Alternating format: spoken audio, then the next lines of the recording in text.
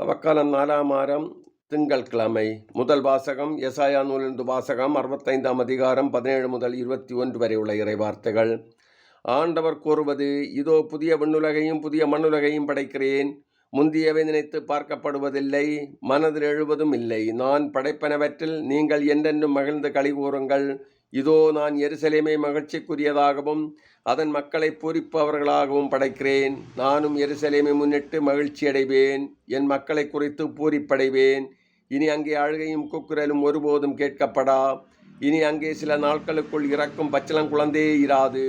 தம் வாழ்நாளை நிறைவு செய்யாத முதியவர் இரார். ஏனெனில் 100 ஆண்டு வாழ்ந்து இறப்பவனும் இளைஞனாக கருதப்படுவான். பாவியோ 100 ஆண்டுகள் வாழ்ந்தும் சாபத்திற்குட்பட்டிருப்பான். அவர்கள் வீடு கட்டி அங்கு குடியிருப்பார்கள், திராட்சை நட்டு அதன் கனிகளை உண்பார்கள். இது ஆண்டவர் வழங்கும் அருள்வாக்கு. இறைவா, உமக்கு நன்றி.